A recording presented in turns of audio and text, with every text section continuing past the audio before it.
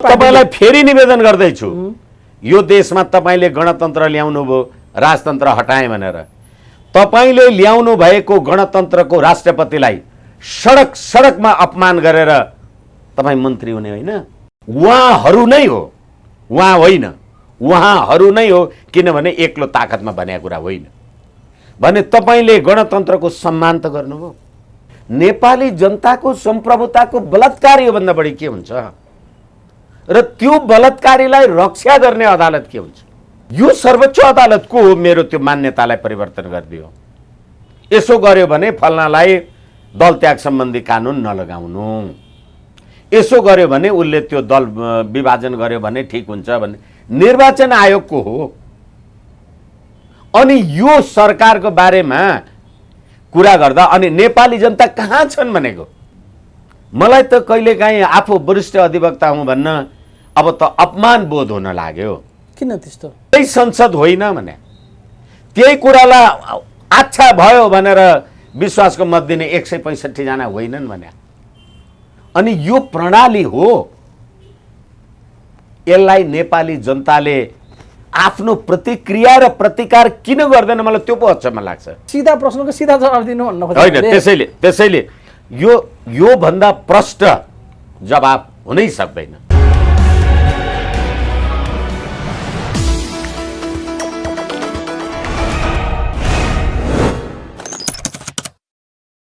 अहिले सरकार बन्ने र नबन्ने यो पीडाका साथ दुःखका साथ भन्नुपर्छ। संसदीय प्रजातन्त्र होस् अथवा साम्यवादी राज्य व्यवस्था होस्, त्यो देशमा सरकार बन्नुपर्छ भन्ने कुराको बारेमा पनि बहस गर्नुपर्ने, राज्य प्रणाली चल्नुपर्छ भन्ने कुरामा पनि बहस गर्नुपर्ने, विवाद गर्नुपर्ने। ठिकै छ, कुनै व्यक्तित्व मन्त्री परिषदमा सम्मिलित भयो भएन अथवा त्यो योग्य थियो अयोग्यलाई ल्यायो एउटा विषय हुन सक्ला। सरकार बन्नु पर्छ भन्ने कुरामा छलफल हुन्छ नि अरूले भनिदिनु पर्ने, उनीहरू होइन अनि भने यो देश त हो। यो भने राम्रोसँग काम गरे कि गरेन, कस्ता पात्रहरू छन् भए या त्यो त्यहाँभित्रको अरू पाटोको बारेमा कुराकानी गर्नुसम्मलाई जायज थियो होला होइन त। सरकार पनि बनाएन भनेर समेत भनिदिनु पर्ने, गाली गरिदिनु पर्ने, आलोचना गरिदिनु पर्ने यस्तो विषय बन्यो अहिले नेपालमा। यो आलोचना गरिदिनु पर्ने भन्दा पनि शिवजी हामीले धेरैचोटि कुरा गऱ्यौँ अथवा आम संसारमा पनि धेरै नेपाली जनताले पनि भन्नुभयो, नेपाली जनताले तपाईलाई सरकार बनाउने अनुमति नै दिएको छैन। तपाईं प्राविधिक रूपबाट नाटकीय रूपबाट अन्यथा अभिप्रायबाट सरकार हुनुभएको हो। तपाईं जति अनैतिकहरूको सरकारै हुँदैन भने तपाईं नेपाली जनतालाई कुरा नगरौँ भन्दा गर्नुपर्ने हुन्छ। नेपाली जनतालाई सूर्य चिन्हमा मत दिनुस्, देशको सुख शान्ति समृद्धि हामी कायापलट गरिदिन्छौँ भनेर मत मागेर आएर लाखौं नेपाली जनताको मतलाई तपाईं अर्को पार्टीमा रुखमा परिवर्तन गर्नुहुन्छ र त्यो परिवर्तन गरेको संविधान सम्मत छ भन्नेहरूको सरकार भएपछि नीति नैतिकता पद्धति प्रणाली पात्र आचार व्यवहार युक्ति केले काम गर्यो?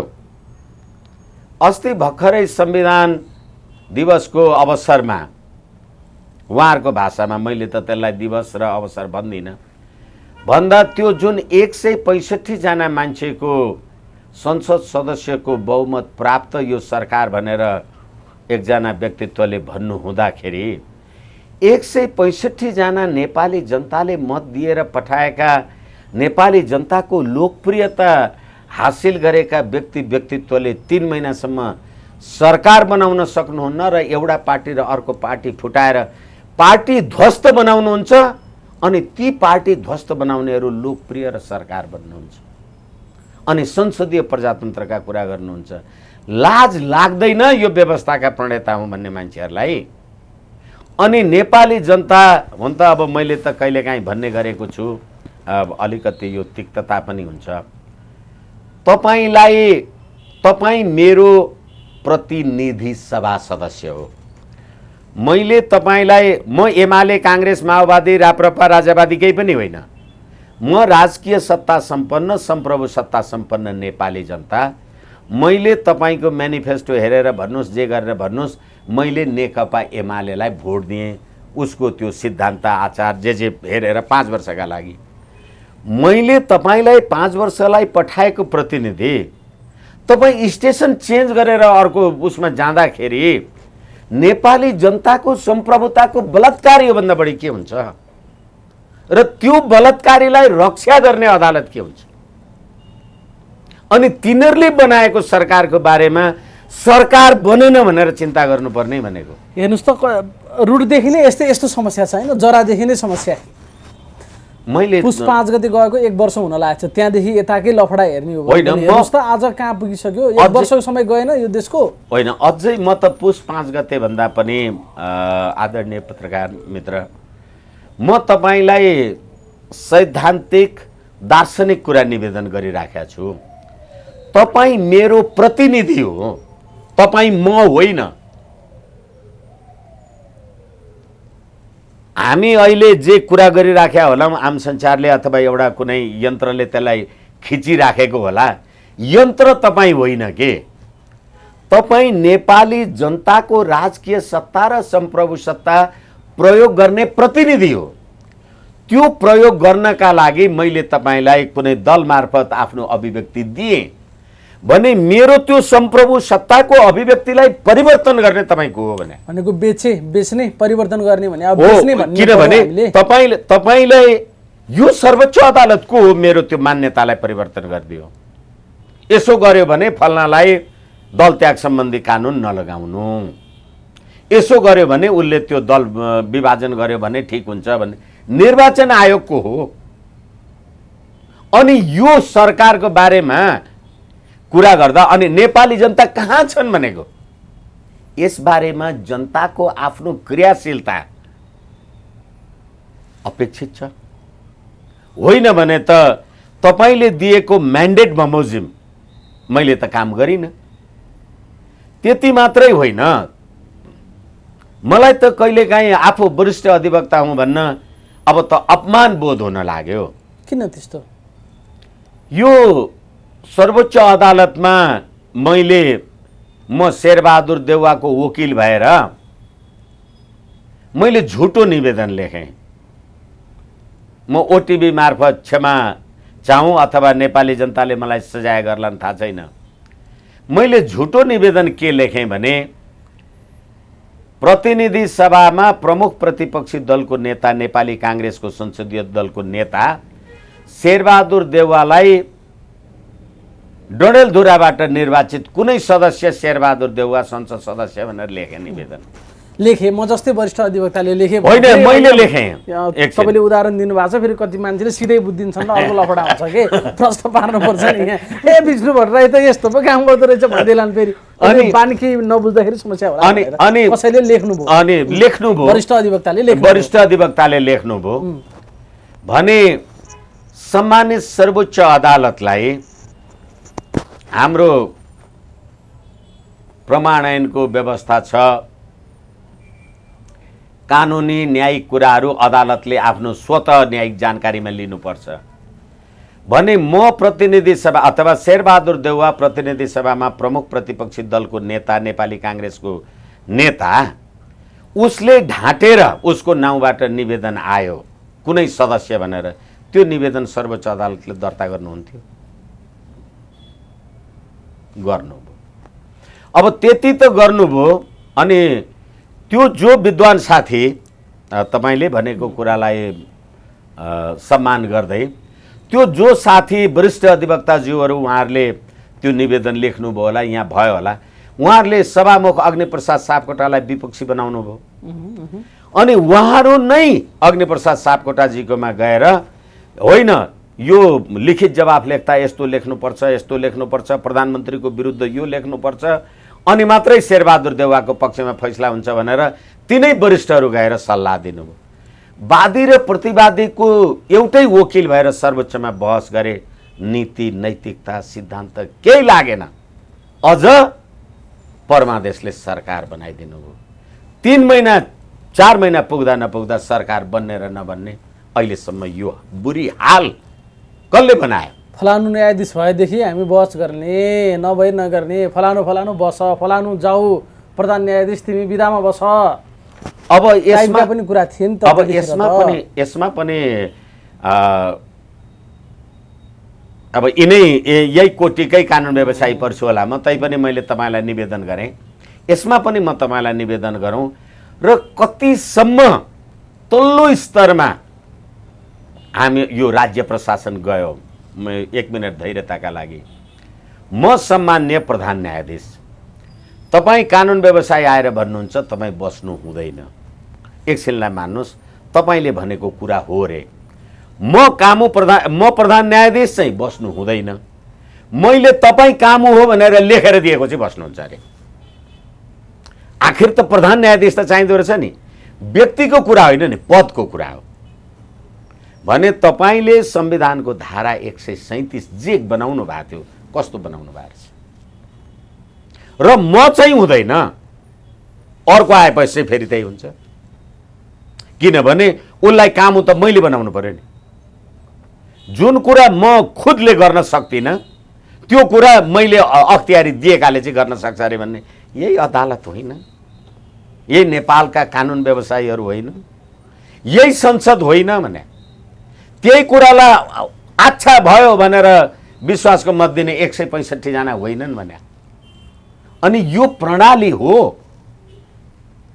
यसलाई नेपाली जनताले आफ्नो प्रतिक्रिया र प्रतिकार किन गर्दैन मलाई त्यो पो अचम्म लाग्छ।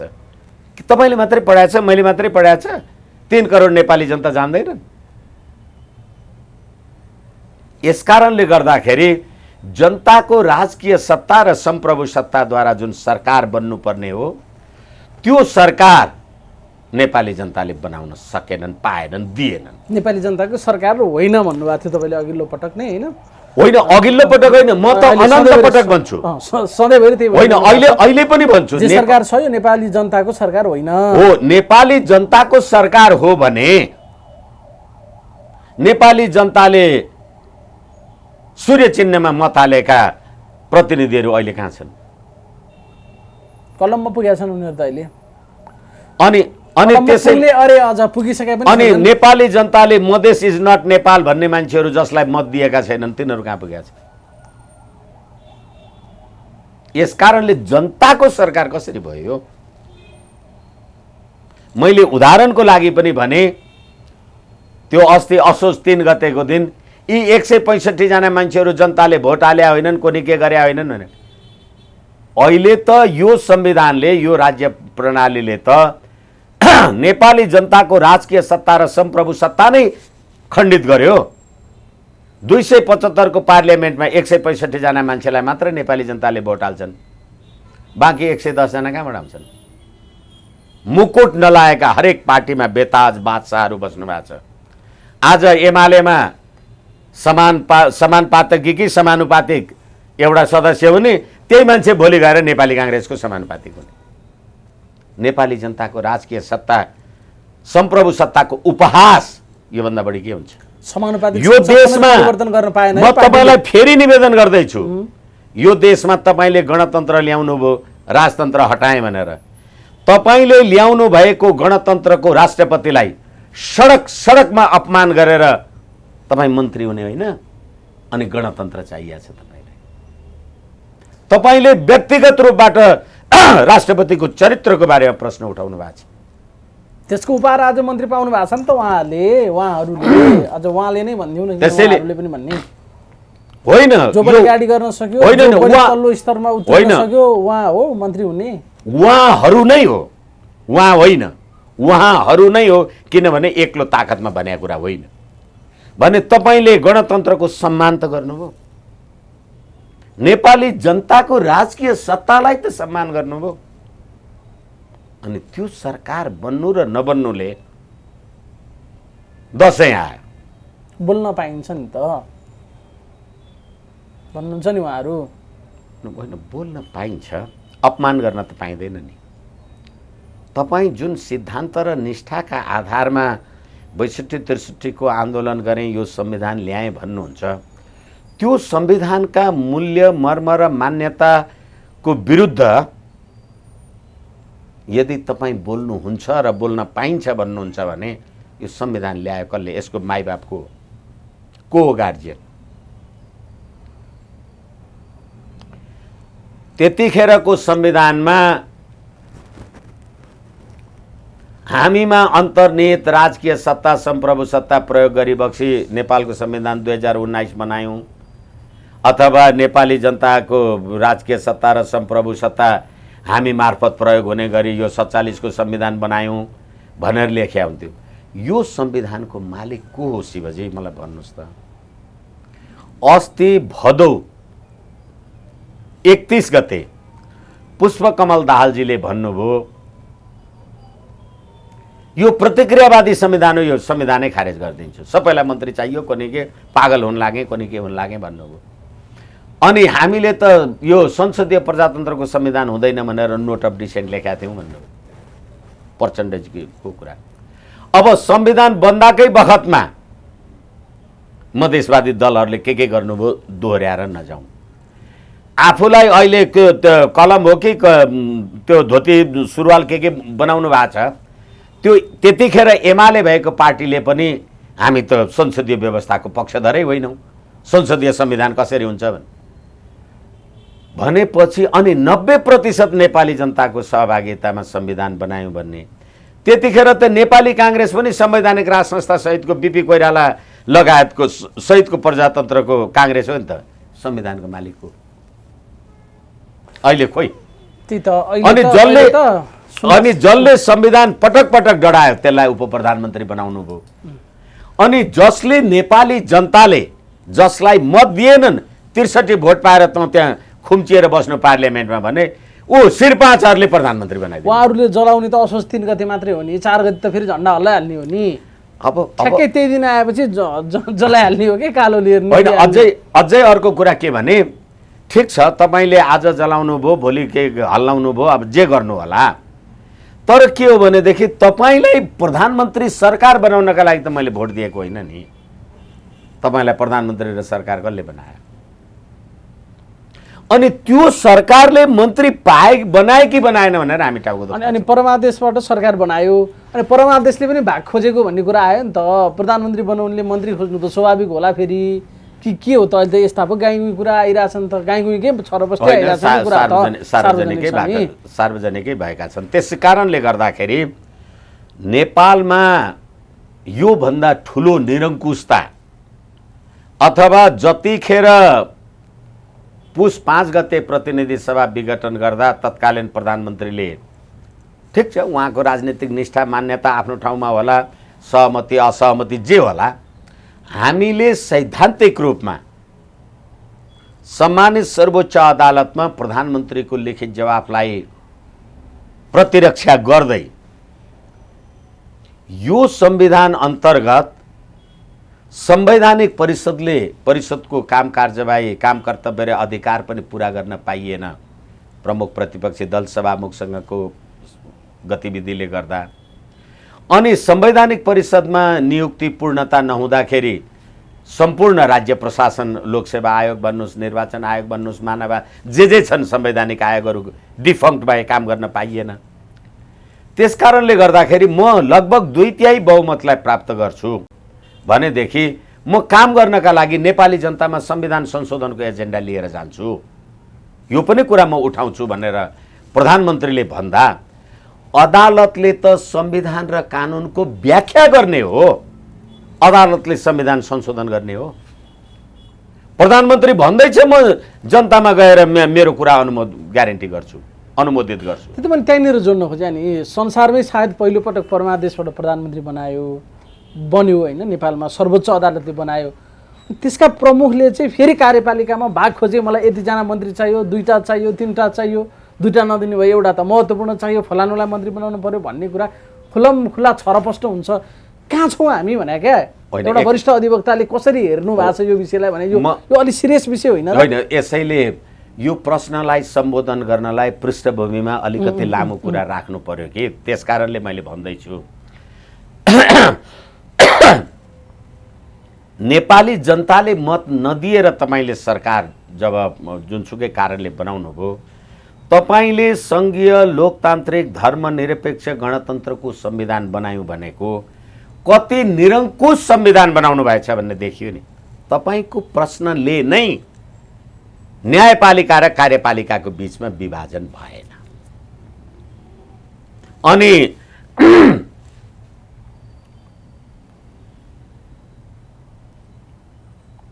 न्यायपालिका कार्यपालिका र विधायिकी शक्ति एक ठाउँमा भयो भने त्यो अधिनायकवाद हुन्छ, तर त्यसमा न्यायपालिका पनि जोडियो भने त्यो निरङ्कुशतावाद हुन्छ भनेर भन्ने गरिन्छ। भनेपछि अहिले सर्वोच्च अदालतको परमादेशद्वारा श्री 5 को सरकार बनाएपछि र 165 विधायकहरूले, हुन त जनताका प्रत्यक्ष प्रतिनिधि होइन नै, मैले अघि भनिसकेको छु, हरूले एउटा सरकार बनाउने त होइन कि भएको दललाई फुटाउने काम गरेपछि त्यहाँ सङ्घीय लोकतान्त्रिक धर्मनिरपेक्ष गणतन्त्र कहाँ बाँकी रह्यो? यस कारणले गर्दाखेरि एउटा वरिष्ठ अधिवक्ताको हिसाबले भन्नुहोस्, एउटा नेपाली नागरिकको कुराले भन्नुहोस् अथवा एउटा राजनीतिक सिद्धान्तको कुराले भन्नुहोस्, कुन निरङ्कुश प्रणालीमा लिएर गएछन् यो राज्य व्यवस्था? यसै कारणले यो अहिलेको राजनीतिक गतिविधि र सर्वोच्च अदालतले गरेको जे निर्णय छ त्यसलाई अत्यन्त लोकतान्त्रिक मान्ने वकिलहरू अथवा त्यसका संविधान र कानुनका निर्माताहरू हामी भन्ने गर्छौं, विधिको शासन कि शासकको विधान, रुल अफ ल कि रुलर्स ल? विधिको शासनमा चाहिँ विधिमा जे लेखिएको छ त्यो बमोजिम चल्ने हुन्छ, तर शासकको विधानमा चाहिँ शासकलाई जे मन पर्यो त्यही गर्ने हुन्छ। अहिले चाहिँ शासकको विधान जस्तो भयो, जस्तो होइन, जस्तो होइन। तपाईले जब परमादेश ल्याउनु भयो र 165 ले सरकार बनाउन सक्दैन र दल फुटाउँछ र फेरि आफ्नो इच्छाअनुसार दल जोड्छ भनेदेखि यो विधिको शासन रहेन। विधिको शासन नरहेपछि तपाईले कागजमा सङ्घीय लोकतान्त्रिक धर्मनिरपेक्ष गणतन्त्र लेख्नुभयो। अहिले हिन्दूहरूको चाड, नेपालीहरू हिन्दूहरू भन्नुहोस् खास गरेर दसैँ आयो, सम्पूर्ण राज्य कोषबाट दसैँ पेस्की लिएर खानुहुन्छ धर्मनिरपेक्ष। देउता मन्दिर पूजा पाठ, ओ बाख्रा यति पैसा किलो, कुखुरा उति पैसा किलो, बलि चढाउने हेर्नुहोस् विज्ञापन भने बाँकी के रह्यो देशमा? अनि अहिले सरकार बन्न सक्यो कि सकेन? सुरुमा हामीले जे कुरा राखेका थियौँ यी कुराहरूले गर्दाखेरि मलाई लाग्छ पक्कै पनि नेपाली जनताको राजनीतिक बौद्धिक जे छ मलाई लाग्छ त्यो ज्ञान क्षमता चाहिँ प्रस्फुटित भयो होला। के गर्न हिँडिएको कहाँ पुगिएछ भनेर जन्ती गएको मान्छे कहिलेकाहीँ मलामी पुगिन्छ। अब भन्नुहोस् न, जस्तो गाडीमा जन्ती कहीँ गइराखिएको थियो, दुलै नै एक्सिडेन्टमा परेर फर्किँदै गर्दा बाटामा मर्यो भने घरमा त फर्किनु पर्यो नि। अब जन्ती फर्क्यो कि मलाई फर्क्यो भने? त्यस कारणले तपाईँले जे दुलै ल्याउनु भएको थियो अब यो मलामी भयो। त्यही त सर, अलिक खुलेर कुरा गरौँ न। यो जुन प्रधान न्यायाधीश प्रकरण अहिले आयो नि, तपाईँ एउटा वरिष्ठ अधिवक्ता, व्यावसायिक रूपमा तपाईँको जीवन कानुनी क्षेत्रमा बितिएको छ, तपाईँको त अफिस पनि सर्वोच्च अदालत होइन र? अनि त्यसका हेडमास्टरका बारेमा यस्ता खालका प्रश्न आउँछ। यो तपाईँहरूका लागि यो पेसाप्रतिको गौरवको विषय हो। यो तपाईँहरू किन राम्रोसँग बोल्न सक्नु भएन, या एउटा पोजिसन किन तपाईँहरू क्लियर गर्न सक्नु भएन भन्छन् क्या जनताहरू अहिले? होइन, मैले त प्रश्नसँगै भने मलाई अपमान बोध, हीनता बोध भएको छ भनेर सुरुमै मैले भने त्यो कानुन व्यवसायीहरूको उदाहरणलाई दिएर। र फेरि यस्तो किन भयो अहिले जुन तपाईँले भन्नुभयो? बनायो कसले? संविधान कसले बनायो? दल। अनि दलमा को आए? यिनै जनताले मत हाले भनेदेखि म गाईको दुध खाएर लक्ष्मी पूजा गरेर चाडपर्व मनाउने मान्छे, मैले मत दिएको मान्छेले गाई काट्न पाउनुपर्छ भन्ने कानुन बनाउँदा नेपाली जनता कहाँ गए? मान्छेहरू त अहिले के भन्छन् भने यस्ता समाचारहरू सुन्दाखेरि त्यो साँच्चै सर्वोच्च अदालत एउटा न्यायको मूर्ति मन्दिर हो कि बार्गेनिङको अड्डा हो भन्छन् क्या मान्छेहरूले। यस्तो आवाज उठिसक्यो तलबाट। एकैछिन, मैले मेरो कुरा तपाईँलाई अलि अमूर्त रूपमा राम्ररी सम्प्रेषण गर्न सके जस्तो लागिराखेको छैन। बिम्बात्मक रूपमा होइन बोल्नु, सिधा प्रश्नको सिधा जवाफ दिनु भन्न होइन। त्यसैले यो भन्दा प्रष्ट जवाफ हुनै सक्दैन, किनभने तपाईले बनाउनु भएको न्याय प्रशासन कस्तो रहेछ, न्याय प्रणाली तपाईले बनाउनु भएको प्रतिनिधि सभा, तपाईले भोट हालेर पठाउनु भएका मान्छे कस्ता रहेछन्, तपाईले त्यही अहिले परमादेशले बनाएको सरकार त्यो फातेमा सुमार आउँदाखेरि खुट्टा ढोगेर यो बनाउने, नेपालको सम्प्रभुता अमेरिकाको मुठीभित्र पर्यो भनेर चिठी लेख्ने कस्तो सरकार बनाउनु भएछ। त्यसकारण मैले तपाईले सर्वोच्च अदालतको बारेमा कुरा गरिराख्नु भएको छ, म समग्र प्रणालीले सर्वोच्च बनाएको हो नि। म आफू प्रधान न्यायाधीश, मलाई कसले प्रधान न्यायाधीश बनायो? संविधान र कानुनले। यो संविधानमा प्रधान न्यायाधीश बन्ने के बाटो छ? संवैधानिक परिषदको व्यवस्था छ। संवैधानिक परिषदमा को हुन्छ? प्रधानमन्त्री, अध्यक्ष, प्रमुख प्रतिपक्षी दलको नेता, तत्कालीन बहालवाला प्रधान न्यायाधीश, सभामुख, उपसभामुख र राष्ट्रिय सभाको अध्यक्ष। भने म प्रधानमन्त्रीले मैले त सर्वोच्च अदालतको इजलास समक्ष भनेको छु, यो भनेको मेरो कुरामा तलमाथि कहिल्यै छैन। मैले के भने हाम्रो संवैधानिक परिषद सर्वोच्च अदालत संरचना अथवा प्रधान न्यायाधीश राख्ने व्यवस्था अन्तर्गत प्रधानमन्त्रीको समेतको सिफारिसमा संवैधानिक परिषदले प्रधान न्यायाधीशको नियुक्ति गर्यो, सिफारिस गर्यो। त्यो सिफारिसलाई म प्रधान न्यायाधीश, मेरै पार्टीका संसद सदस्यहरूले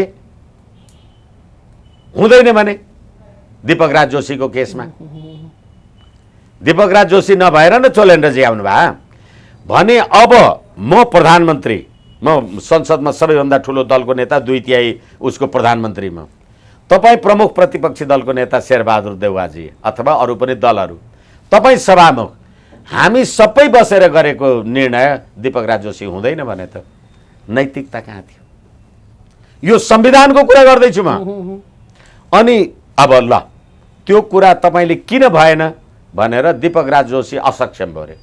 दीपक राज जोशी सर्वोच्च अदालतमा सर्वोच्चको न्यायाधीश भएर त बस्या मानिस हुनुहुन्थ्यो र उहाँले कर्तव्य ज्ञान, लागु औषध, भ्रष्टाचार अनेकौं मुद्दा फैसला गर्नुभएको छ। त्यो अयोग्य मान्छे रहेछ, उसले गरेको फैसलाले जनता चाहिँ अहिले जेलमा बसिराखेका छन् अपराधी भएर, ऊ चाहिँ अयोग्य भयो। न्यायाधीश हुन योग्य, प्रधान न्यायाधीश हुन अयोग्य। अयोग्य भयो। उसको फैसलाहरू योग्य कि अयोग्य भन्ने प्रश्नलाई हामीले त्यतिकै छोडिदिउँ र उसलाई स्किप गरेर अर्को मान्छेलाई प्रधान न्यायाधीश एक भने तपाईले स्किप त गर्नुभयो, तर तपाईले गरेको फैसलाले मान्छे त जेलमा छँदैछ।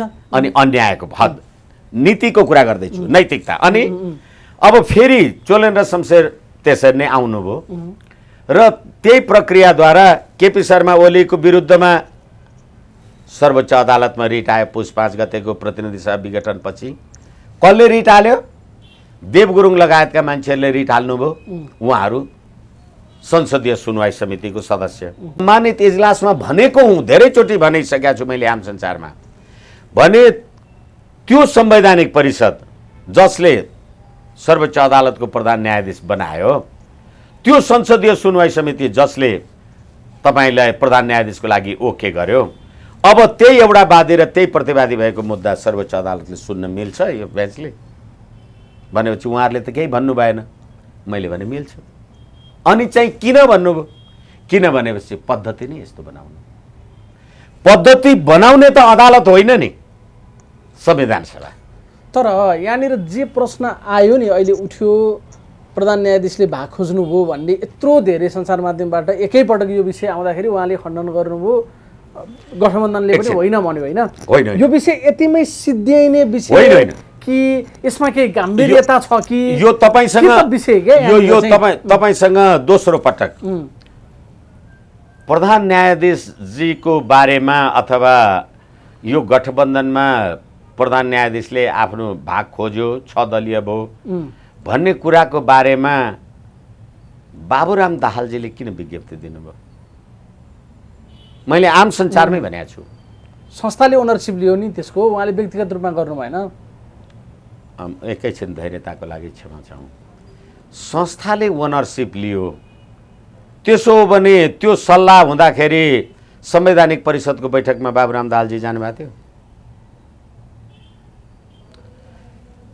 अब संस्थागत जिम्मेवारी लियो भनेर अहिले तपाईँले जुन शब्द प्रयोग गर्नुभयो, संवैधानिक इजलासमा चोलेन्द्र शमशेर नबनेर चोलेन्द्रले दिएको कामुची बस्नुहुन्छ भन्दाखेरि संस्थागत जिम्मेवारी हुन्थ्यो कि त्यसै गरे जस्तो देखियो नि। पक्नु न, आरोप उहाँलाई लागेको छ, त्यसको खण्डन सर्वोच्च अदालतले गर्यो के। एकैछिन हामी यसरी नजाउँ, यसरी गएर मलाई लाग्छ होइन पुगिँदैन, होइन जस्टिफाई हुँदैन। यसै कारणले गर्दाखेरि जुन कुरामा प्रधान न्यायाधीश भन्दा बाहेक सर्वोच्च अदालतको अर्को कुनै कर्मचारी सहयोगी साथसँगै मिटिङ बैठकमा छैन, कसैसँग भेटघाटमा छैन भने सर्वोच्च अदालतको औपचारिक मान्छेले विज्ञप्ति निकालेको कुरामा विश्वास कसरी हुन्छ? सम्मान्य प्रधान न्यायाधीश आफैले किन भन्नु भएन? खोज्ने त तपाईँ हो नि, मैले खोजिनँ भन्नुहोस् न तपाईँ। खोइ त आज त फेरि त्यो गजेन्द्र हमाल भन्ने मान्छेलाई त त्यो प्रधान न्यायाधीशकै साडु दाइलाई लिएर के जेठानलाई लिएर आउँदैछ भन्दैछन् त। यस कारणले गर्दाखेरि तपाईँ पत्यार लायक कुरा गर्नुहोस्। होइन भनेदेखि बाबुराम दाहालले विज्ञप्ति दिएर चोलेन्द्र शमशेर राणाजीको काम कार्यवाही टल्ने हो भने त सर्वोच्च अदालतमा पनि त त्यो संवैधानिक इजलासमा पनि त बाबुराम दाहाललाई राखे भइगयो त। यस कारणले गर्दाखेरि अरू मान्छे किन बोलेन त? अरू वरिष्ठतम न्यायाधीशहरू होलान्, अरू त्यसको संरचनाहरू होला, व्यक्तिलाई लगाएको ब्लेममा हामी किन यसको साक्षी बस्ने, हामीले यसको भार किन बोक्ने भन्ने नि त उनी मान्छेहरूले अहिलेसम्म पनि। हो, तपाईँ कसरी बोल्न सक्नुहुन्छ?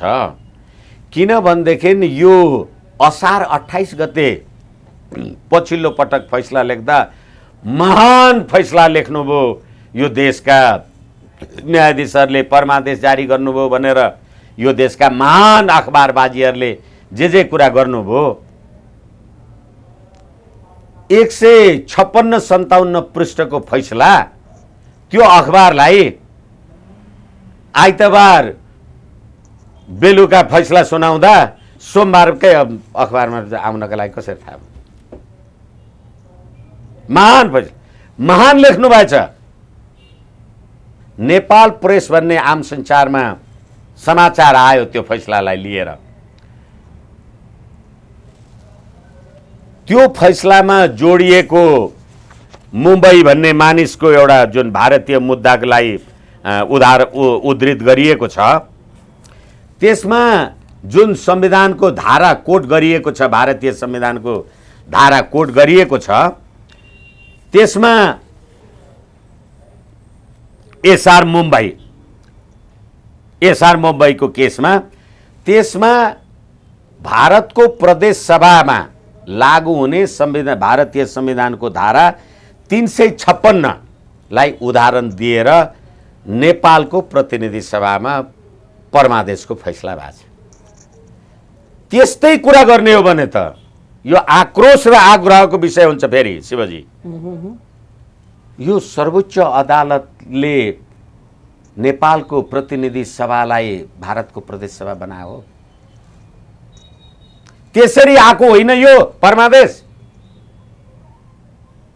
तपाईँ अहिले भाग खोज्यो, यसमा चाहिँ के अरे उल्टा पुल्टा कुरा भयो, अलि सिधा भनिदिनुहोस् कसरी आएको रहेछ र यो कुरालाई होइन भन्न सक्नु पर्यो नि। अनि अहिले बाबुराम दाहालले विज्ञप्ति लिएको कुरा त संस्थागत जिम्मेवारी लियो।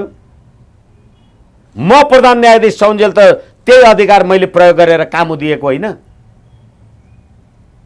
अनि संविधानको धारा 137 मा संवैधानिक इजलासको अध्यक्ष प्रधान न्यायाधीश हुन्छ, म भइन अरे। अनि म चाहिँ नहुने, मैले कागज लेखेर दिएको, तपाईँ चाहिँ हुने। त्यही त। अनि यस्तो एउटा यति संवेदनशील विषयमा प्रधान न्यायाधीशको नाम जोड्यो नि, जोसुकै पात्र हुनु होला, तर प्रधान न्यायाधीश त हामी सबैको हो, सर्वोच्च अदालत हामी सबैको हो नि। अनि फेरि होइन, त्यो पनि होइन, प्रधान न्यायाधीश पनि होइन, सर्वोच्च अदालत पनि हाम्रो होइन रहेछ। किनभनेदेखि अहिले अदालतको सिद्धान्त, नीति, रीति, पद्धति, थिति, प्रणाली, जसरी हामीले भर्खरै कुरा गर्यौं कि अदालतले परमादेशद्वारा सरकार स्थापना गर्ने संसारको उदाहरण छैन भनेपछि सर्वोच्च अदालतले गरेका यी विसङ्गतिहरूको प्रयोजनको लागि सर्वोच्च अदालत कामै गएन। होइन भनेदेखि सम्मान्य प्रधान न्यायाधीशज्यूले आफूले भन्नु पर्यो नि।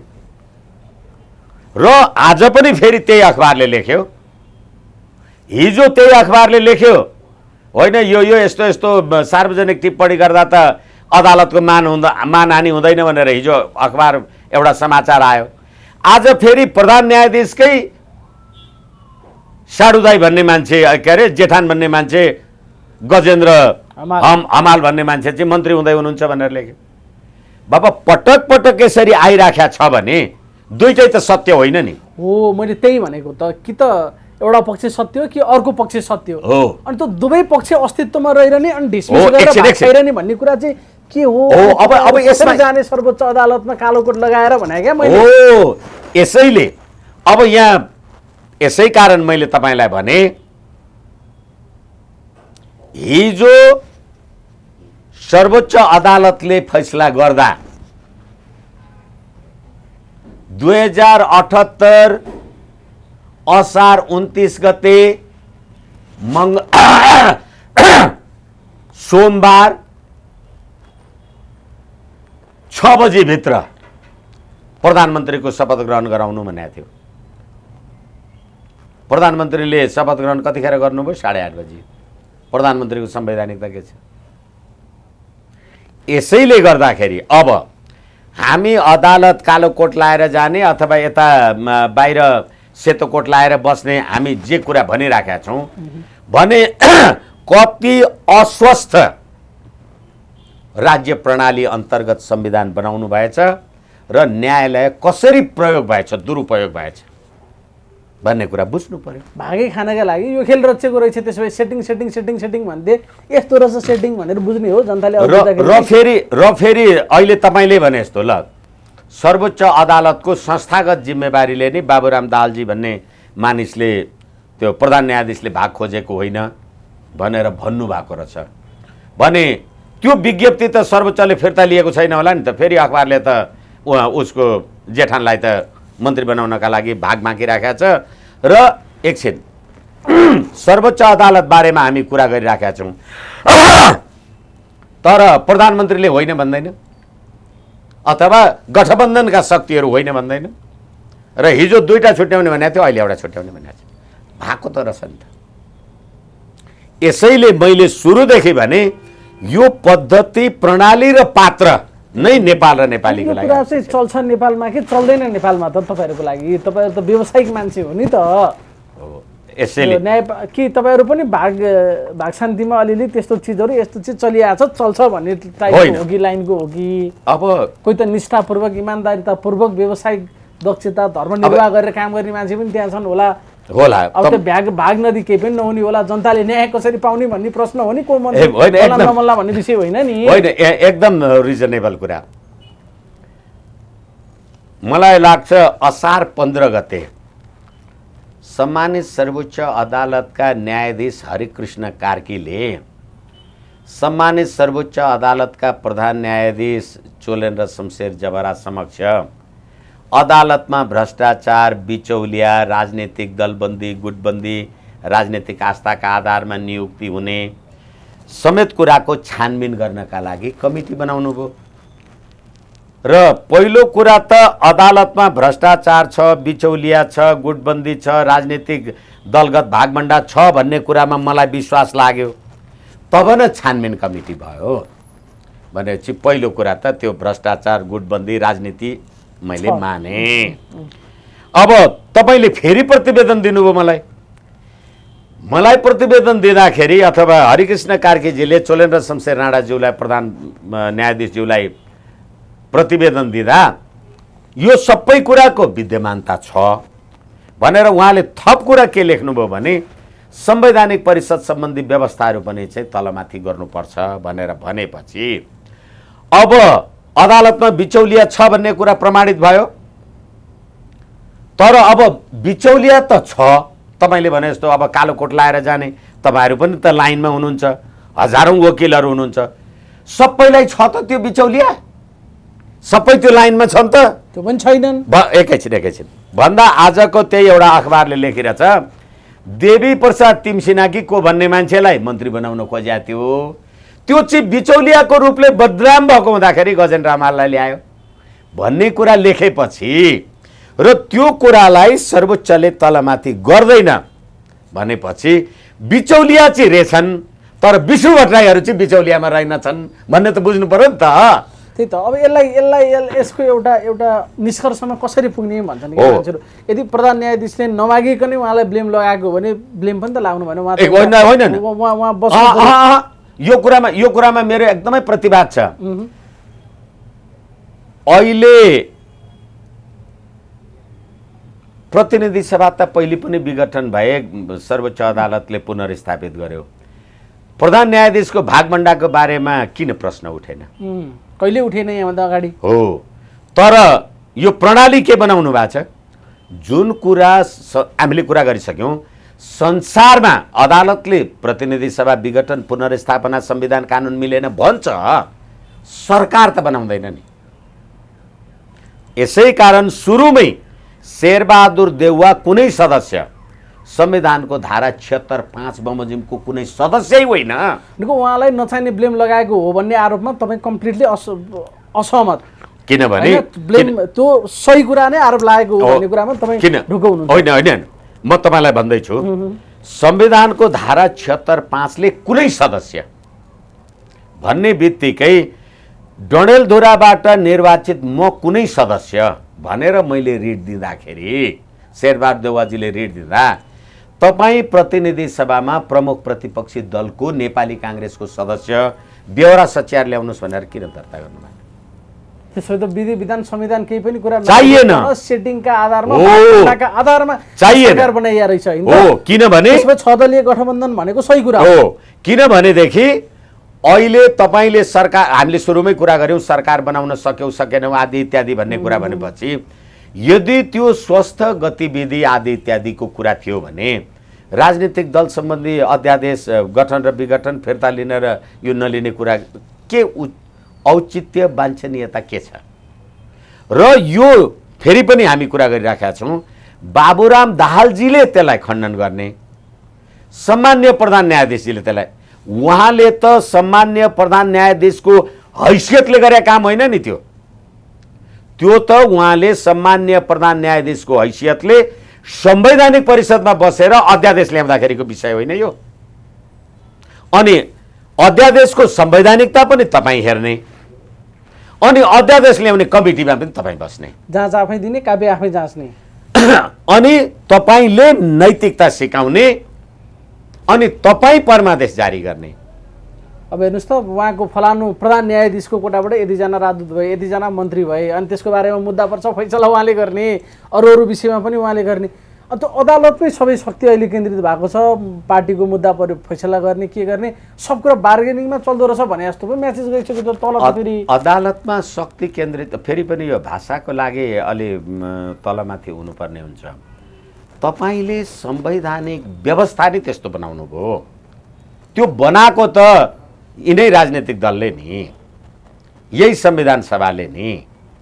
त्यसकारणले कस्तो गाई जात्रे बनाउनु भएछ, जुन कुरा सारा कुरा जसले कहिले कुनै दल राजनीति पार्टी चुनाव केही गर्नु पर्दैन थियो, सबै कुरा सधैँ त्यसैले हेर्ने। त्यसो त सम्मानित सर्वोच्च अदालतको सम्मान्य प्रधान न्यायाधीशले अध्यक्षता गर्ने संवैधानिक परिषदमा नै यो अहिले संवैधानिक परिषदले यो काम कार्यवाही नगर्नु भनेर सिंगल बेन्चले आदेश गरिदियो त हरिफ भुयालले।